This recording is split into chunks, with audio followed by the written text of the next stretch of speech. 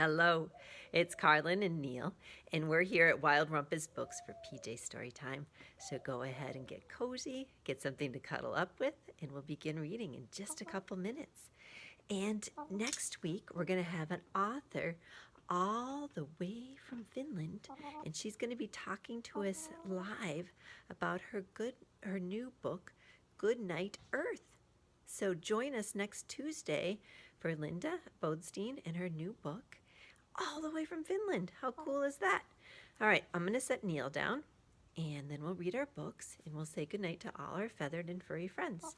So while I'm getting Neil cozy, you go ahead and get cozy.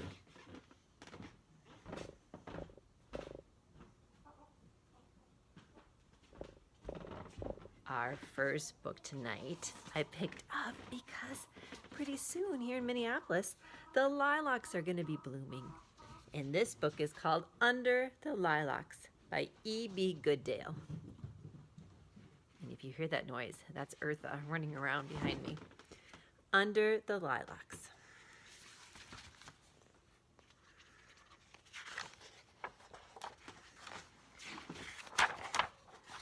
Under the lilacs. Sometimes I want to run away.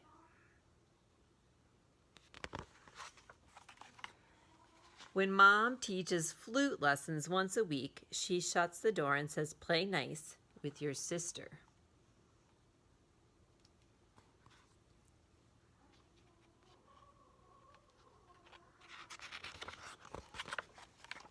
Hannah shuts the door to our room and says, "I'm busy," and find somewhere else to play.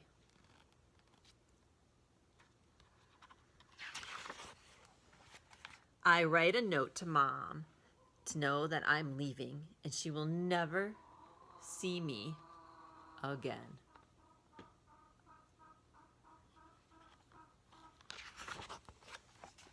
Will anyone notice when I'm gone?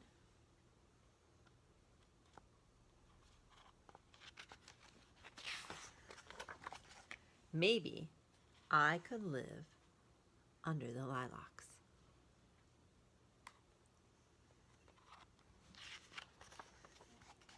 All I need are some sticks and cardboard to build a roof. These rocks will work as a porch.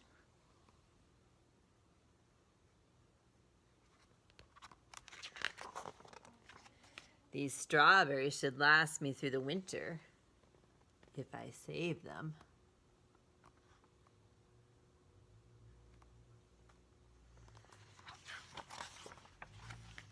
I just have to train Mango to come in the back way so that our neighborhood doesn't bark at her, and she can sleep on my pillow like always.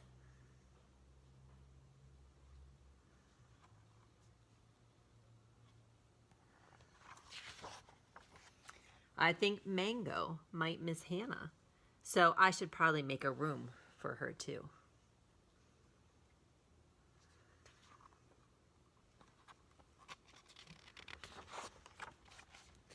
But there is not much space, so we should share my room.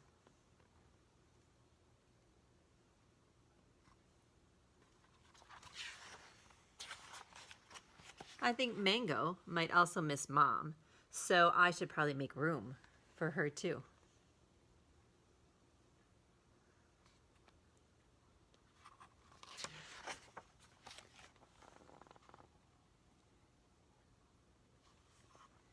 She could even teach her flute lessons in here.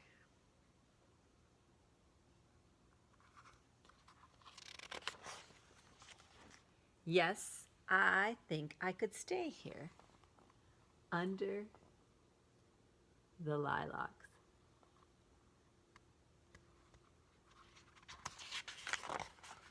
At least for a little while.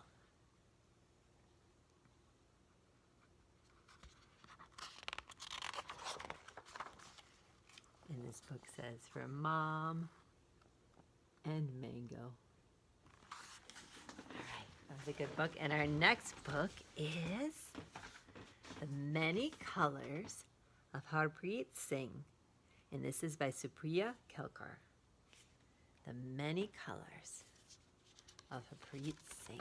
Isn't that beautiful?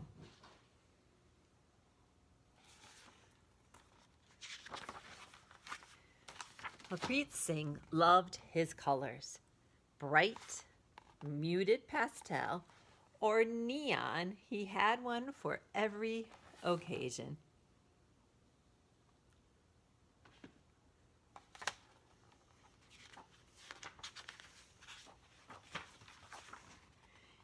He wore yellow when he felt sunny, spreading cheer everywhere he went. He wore pink when he felt like celebrating, bopping along to Bhangra beats. He wore red when he needed an extra boost of courage. HARPREET took care of his colorful patkas. He made sure they were clean and soft, smoothing each one out gently before putting it on. One day, HARPREET's mother announced that she found a new job in a snowy town across the country. "It'll be fun," his mom said. "It'll be an adventure," said his dad.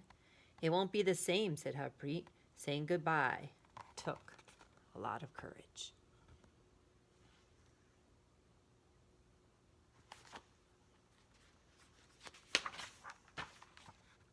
HARPREET also had colors for not so happy occasions. He wore blue when he felt nervous, his heart thumping in his chest. He wore gray when he was sad, like a cloud without rain.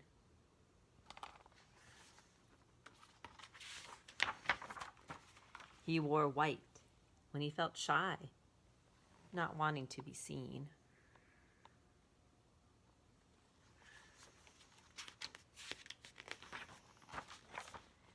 Lately, at his new school, HARPREET had been wearing white an awful lot. He wore it on the field trip. He wore it for a class party.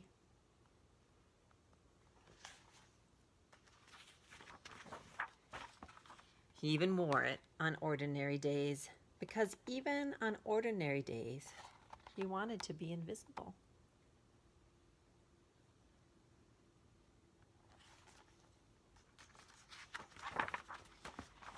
"Do you want to wear red?" his mom asked.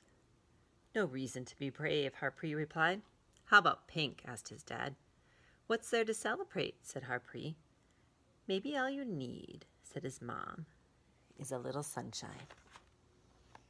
HARPREET shook his head and sighed. Look outside. No birds, no blooms, no beach, just cold.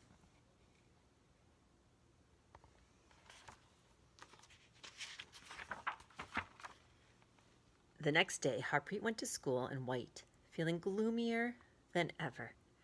It seemed like everything in the town was frowning along with him, even the snow. But it wasn't a frown at all. It was a smile. And HARPREET knew who it belonged to.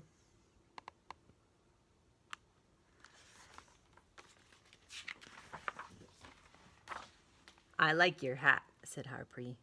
"I like your hat," said the girl. "Mine's not a hat. Actually, it's called a patka," said HARPREET. "Mine's itchy," said the girl.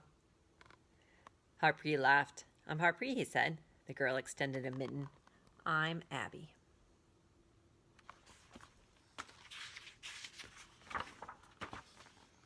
The next day, HARPREET was sure to wear red.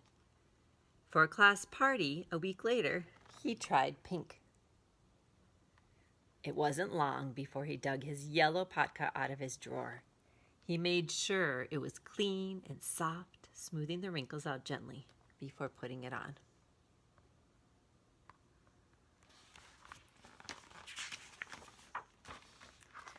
Soon the trees had buds and the outdoors were filled with sounds of chirping birds. "All that's missing is the beach," said HARPREET's mom. She turned to HARPREET. "So what color are you wearing tomorrow?" HARPREET thought for a moment. "Maybe white," he said and smiled. It reminds me of the snow.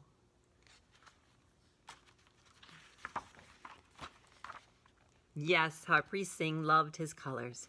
He had one for every occasion, even for just hanging out with a friend. And this is a note from the author that I found really interesting. In this story, HARPREET likes to express himself through the colors of his podkas. The colors that he associates with his moods are his personal choice. As Sikhs are free to choose the color, styles, and even design of their turbans. The specific turban that HARPREET wears, called a padka, is a common style for young boys. Both women and men can wear turbans, though it is true that more men wear turbans than women. There are also some Sikhs who choose not to wear turbans at all, but still practice the faith. Turbans remind Sikhs that everyone is equal and important. How? In the past, only queens and kings could wear turbans. The Sikh leaders, called gurus, believed that all people should wear turbans to signify that every person is royal and that no one is better than anyone else. I think about these values each morning as I wrap a turban around my head. All right, should we go find our animals and say goodnight? All right, let's see who we can find. Good night. Good night, Booker. Booker is all cuddled up in his chair. Good night, buddy. There's our beautiful window. And there is Eartha staring out the window. Good night, Eartha. Good night, Eartha. Good night, Booker. Let's see who else we can find. Oh, I see my co-host, Neil. Good night, Neil. Good night, buddy. You're sleepy? Good night, Neil. Let's see if Mo has anything to say tonight. Sometimes Mo likes to sing for us. Good night, Mo. You gonna sing tonight? Nope. Good night, buddy. And where are our chinchilla friends? Oh, they are cuddled up. Way back there. Good night, buddies. I don't think you can see them tonight. And there's Dave getting ready for bed. Good night, Dave. Oh, now I hear Mo. Good night, Dave. Let's go see if Mo... Oh, there's one of our chinchilla friends. Good night, Kelkar. Hi. Good night, buddy. Oh, here comes another one coming out to say good night. Everybody's saying good night. And there is Mo singing for us. All right. Good night, everyone. And make sure next Tuesday you join us for a special author visit all the way from Finland. All right. Sleep tight, everybody. Good night.